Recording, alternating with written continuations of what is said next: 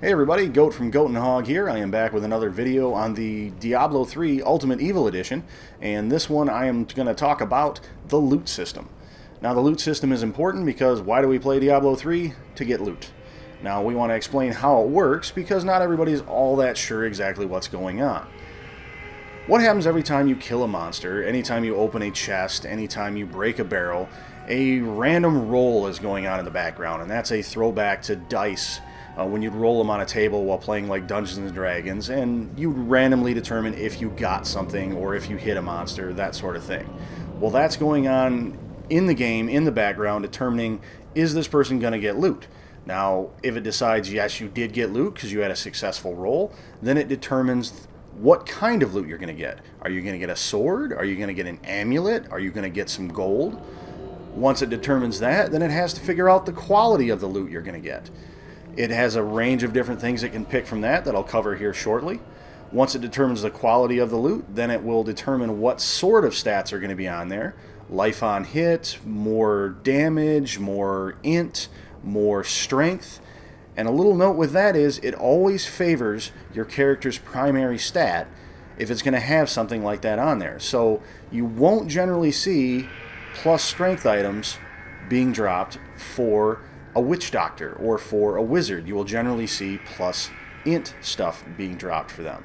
That's not to say everything will be, but it is heavily favored. And then last, it decides what those stats will actually be based on the range that is allowed for that particular level of a weapon. And I will cover that again also shortly here. So let's talk about the different qualities of the items that you can get. I've dropped a whole bunch of them laying right here, and you can see there is the nice orange and green beacons, and those are the two top ends. So we'll start and go top to bottom. Top thing is a green item, and that is a set item.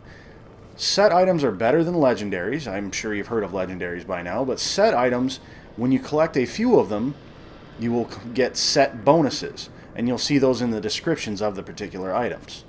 Next up, we of course have the legendary item. Normally you'd have to identify these, both legendaries and set pieces, but I've already identified these two, so that's why we see the actual name as they're sitting there.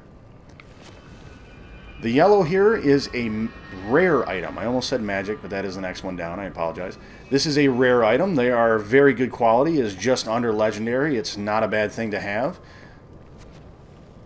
Then we have the purple items. Those are magic. Those are basically the low end of special weapons. You'll get a lot of those early in the game. You'll still get them later, but you won't use them nearly as often. Then we have white items. Those are just basic, normal, mundane items. Below that is a gray or broken item, and you don't see those too much anymore in the Ultimate Evil Edition, not nearly as much as you did see in the regular Diablo 3 edition, but they do show up every once in a while, and you're not going to use those. You'll use some of the white ones earlier on just because that's all you have, but then you'll be pretty much all purple and better at that point. So let's take a look at what I was talking about with set items.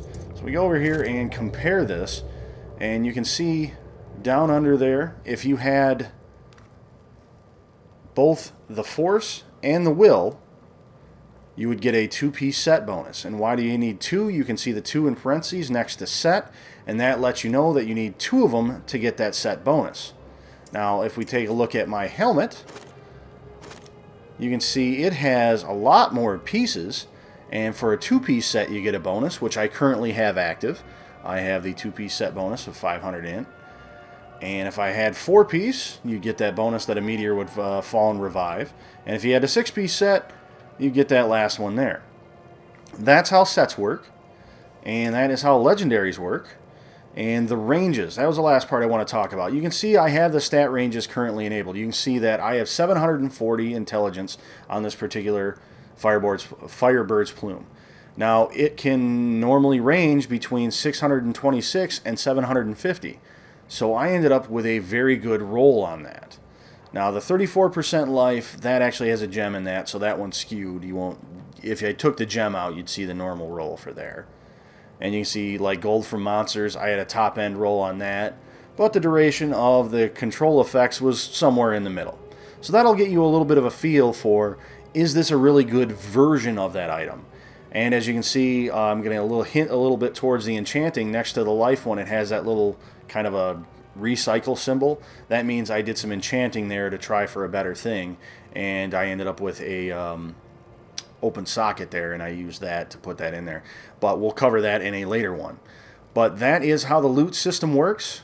Always with the random rolls. There's the ranges you can see. And by the way, bringing up ranges, I almost skipped that. I apologize. If we bring up the compare, you can then see stat ranges as the left on the D-pad. And that's how it would normally work if you didn't have them on. That's how it would look. And then once you turn them on, you'll see that. And that makes it a little bit easier, like I said, to determine if it is a really good version of that item. Well, that pretty much covers it for the loot system.